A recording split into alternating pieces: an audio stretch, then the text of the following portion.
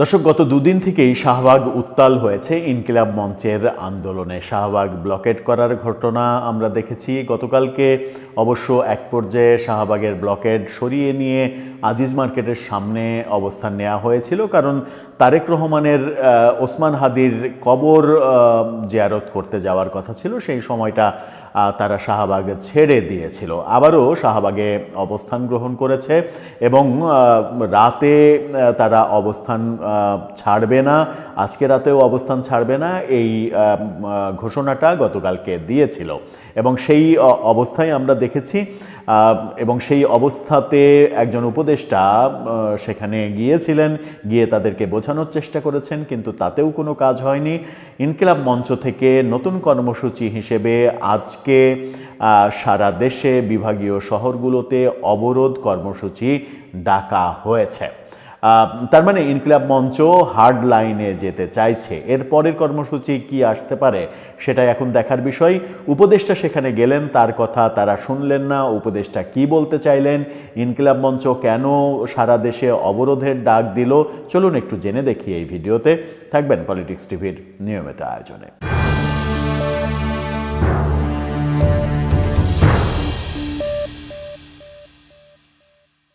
দর্শক, বলছিলাম শরীফ ওসমান হাদির হত্যাকাণ্ডের বিচার চেয়ে ইনকিলাব মঞ্চ শাহবাগ গরম করে আছে এবং সারা রাত তারা অবস্থান গ্রহণ করছে এখনও। এই অবস্থায় আমরা মধ্যরাতে উপদেষ্টা রেজওয়ানা হাসানকে যেতে দেখেছিলাম, কিন্তু তাতে কোনো কাজ হয়নি। সেখান থেকে ঘোষণা করা হয়েছে আজকে বিভাগীয় শহরগুলোতে অবরোধ হবে। চ্যানেল 24 এই খবরটা নিশ্চিত করছে, তাদের খবরটা দেখে নিতে পারেন। সেখানে বলা হচ্ছে, হাদির খুনিদের দ্রুত গ্রেপ্তার ও বিচারের দাবি, রোববার ইনকিলাব মঞ্চের সর্বাত্মক অবরোধের ডাক। এই কথা যখন চ্যানেল 24 বলছে, তখন আমরা দেখছি রেজওয়ানা হাসান তিনি গিয়েছেন, ডেইলি স্টার নিশ্চিত করছে, তার শিরোনামটা দেখুন। সেখানে বলা হচ্ছে, শাহবাগে উপদেষ্টা রেজওয়ানা, হাদি হত্যা মামলার চার্জশিট 7 জানুয়ারির মধ্যে, অর্থাৎ 7 জানুয়ারির মধ্যে চার্জশিট দেওয়া হবে এবং দ্রুততার সাথে এর বিচার প্রক্রিয়া শেষ হবে। তিনি এই উদাহরণও দিয়েছেন যে শিশু আসিয়া ধর্ষণের পরে যে মাত্র 6 কার্য দিবসের মধ্যে বিচার কার্য সম্পন্ন হয়েছিল, সেই উদাহরণ দিয়ে তিনি সবাইকে আশ্বস্ত করার চেষ্টা করেছেন যে এই বিচারটাও খুবই দ্রুতভাবে শেষ করা হবে। এর জন্য যা যা করা লাগে সরকার করছে, কিন্তু তিনি এটাও বলেছেন যে আপনারা হয়তো মনে করছেন সরকার কিছুই করছে না, কিন্তু সরকার অনেক ইনফরমেশনই টেকনিক্যাল কারণে বাইরে দিতে পারে না। সরকার ভেতরে ভেতরে সব কাজই করছে, আপনারা আশ্বস্ত হতে পারেন। কিন্তু উপদেষ্টার কথাতে কেউই আশ্বস্ত হয়নি। ইনকিলাব মঞ্চ থেকে কর্মসূচি ঘোষণা করা হয়েছে। চ্যানেল 24 বলছে, ইনকিলাব মঞ্চের আহ্বায়ক ও মুখপাত্র শরীফ ওসমান হাদির খুনিদের দ্রুত গ্রেপ্তার এবং বিচারের দাবিতে আজকে সর্বাত্মক অবরোধের ডাক দিয়েছে সংগঠনটি। গত রাতে ইনকিলাব মঞ্চের ফেসবুক পেজে এই বার্তায় তথ্য জানানো হয়েছে, একেবারে মধ্যরাতে এই তথ্য জানানো হয়েছে। পোস্টে বলা হয়েছে, রোববার সকাল 11টা থেকে সারা দেশের বিভাগীয় শহরগুলোতে ওসমান হাদির খুনিদের দ্রুত গ্রেপ্তার ও বিচারের দাবিতে সর্বাত্মক অবরোধ পালনের আহ্বান। এদিকে শনিবার সকালে বিএনপির ভারপ্রাপ্ত চেয়ারম্যান তারেক রহমানের শহীদ ওসমান হাদির কবর জিয়ারত কর্মসূচিকে কেন্দ্র করে ইনকিলাব মঞ্চ সাময়িকভাবে শাহবাগ মোড় ছেড়ে আজিজ সুপার মার্কেটের সামনে যায়।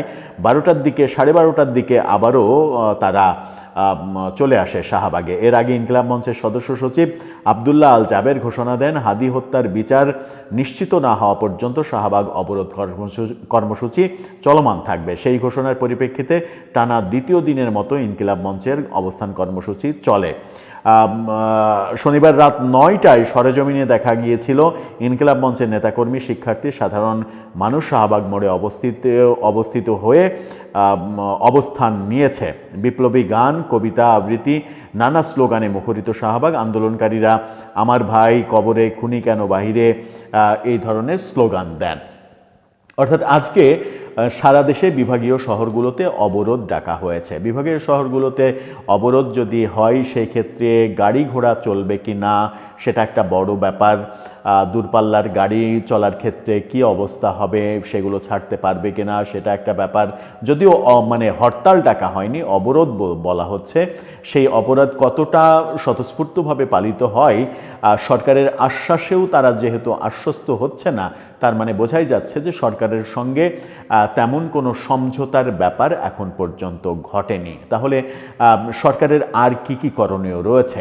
দাবি করা হচ্ছে ভারতে পালিয়ে যাওয়া আসামিদের গ্রেপ্তার করে দেশে ফিরিয়ে এনে শাস্তি নিশ্চিত করতে হবে। কিন্তু ভারতে যদি কেউ পালিয়ে যেয়েই থাকে, ভারত সরকার সেই ব্যাপারে যদি বাংলাদেশকে সহযোগিতা না করে কিংবা বাংলাদেশের সঙ্গে সেই রাজনৈতিক সম্পর্ক যদি না থাকে, রাজনৈতিক সম্পর্কও আপনি রাখবেন না, আবার ভারতের কাছ থেকে সহযোগিতাও চাইবেন, এই দ্বিচারিতার ব্যাপারে ভারত আদৌ সাড়া দেবে কিনা সেই প্রশ্নগুলো কিন্তু সামনে এসে যাবে।